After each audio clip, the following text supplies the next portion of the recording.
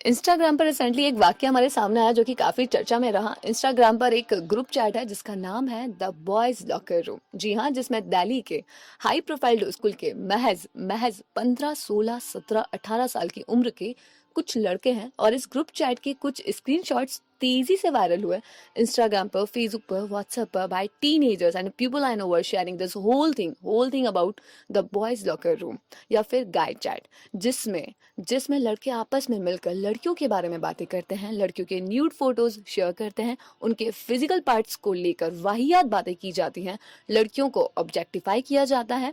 And the main thing is जो सबसे चौंकाने वाली बात ये रही कि वहाँ रेप की प्लानिंग की जाती थी कि कैसे उन लड़कियों के साथ रेप किया जाए। सीरियसली, सीरियसली, इतनी कम उम्र में इतनी छोटी और चीप मेंटालिटी। और दूसरी तरफ हम देखें तो लड़कियां भी लड़कों से कम नहीं है। उनका भी एक चैट ग्रुप ट्विटर पे सामने आया है जिसमें लड़कियां भी लड़कों के बारे में बातें करती हैं, उनके बॉडी पार्ट्स के बारे में बातें करती हैं, वो भी उनके न्यूड फोटोज आपस में शेयर करती हैं, उन्हें ऑब्जेक्टिफाई करती हैं। इन शॉर्ट, कोई किसी से कम नहीं है, कोई दूध का धुला नहीं है। लड़कियां भी गलत होती हैं, लड़कियां भी गलत करती हैं, पर उन पर कोई खास एक्शन नहीं लिया जाता और हमेशा लड़कों को ही गलत समझा जाता है। मैं इस बात से बिल्कुल डिनाई नहीं कर रही हूँ कि लड़के गलत नहीं होते हैं, लड़के भी गलत होते हैं, पर लड़कियां भी गलत होती हैं, पर वो फेमिनिज्म की आड़ में खुद को जस्टिफाई कर लेती हैं। And the fact is that's always been there. ये हमेशा से था, ये हमेशा से है और हमेशा से रहेगा, because guys will come together and talk about girls and girls will get together talk about boys. लड़के लड़कियों के बारे में बातें करते हैं, लड़कियां लड़कों के बारे में बातें करती हैं। We all know this people जो ऐसा करते हैं, and that is not the problem. It not even about कि तुम किस जेंडर से हो, तुम लड़के हो या लड़की हो, whatever you are, doesn't matter with gender are you from.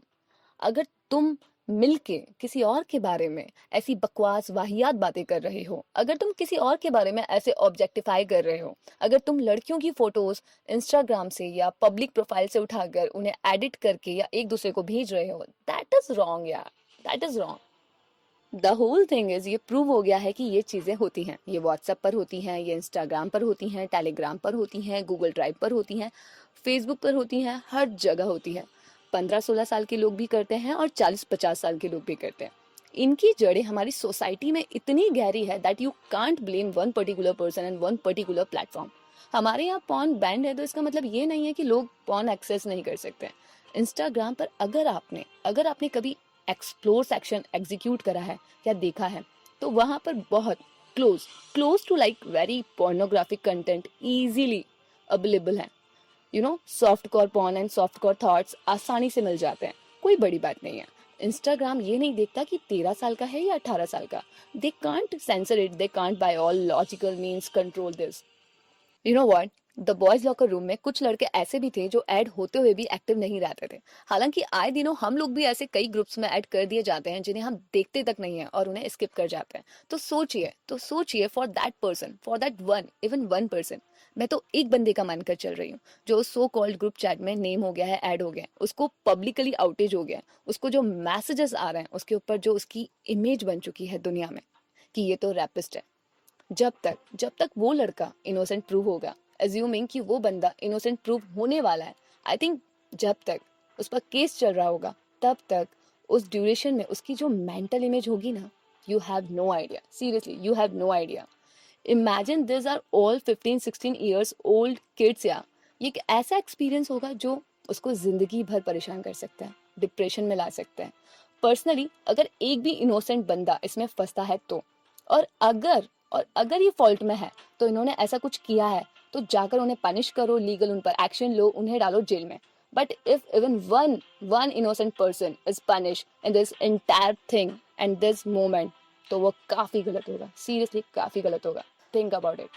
इस केस को देखने के बाद काफी लड़कियां कह रही हैं कि all boys are the same, सब लड़के एक जैसे होते हैं, but they are not, because मैं तो ऐसे किसी लड़के को नहीं जानती जो ऐसी बातें करता हो, जो ऐसी इमेजेस शेयर करता हो या ऐसी चीप मेंटालिटी रखता हो।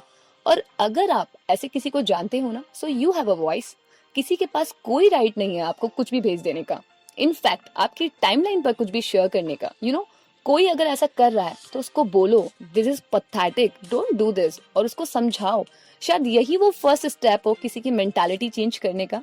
कहते हैं ना, जलती हुई माचिस वहीं बुझा देनी चाहिए, घर जलने तक का इंतजार नहीं करना चाहिए, है ना? यू नो व्हाट, हमारी सोसाइटी के लोग इतने मॉडर्न और इतने ओपन माइंडेड होते जा रहे हैं कि उन्हें ये सब नॉर्मल सा लगने लगा है। अब उनके पास अपने अपनों के लिए, अपने बच्चों के लिए वक्त ही नहीं रहा। एंड द फैक्ट इज, हमारे अंदर जो बेसिक इमोशंस होते हैं ना, बेसिक इमोशंस, सिंपैथी के, लव के, रिस्पेक्ट के, ट्रस्ट के, वो अब नहीं है। वो अब खत्म होते जा रहा है। डजेंट मैटर कि तुम एक हाई स्कूल में हो या तुम कॉलेज में हो या तुम काम कर रहे हो। चेंज आता है बात करने से, जो कि तुम नहीं करते हो। तो अपने पेरेंट्स से तुम्हें बात करनी चाहिए, और पेरेंट्स को भी अपने बच्चों से बात करनी चाहिए, उन्हें समझना चाहिए। चेंज आता है एजुकेट करने से। बात करोगे तो रुकेंगी ना चीज़ें, हाँ? You have to talk about this, you have to stop these things, you have to educate your youngers when they are growing up. You have to understand your limits, right? Thank you so much. Keep listening and stay tuned with me, your Shalja. घर में रहें, सुरक्षित रहें. Take care. Bye bye.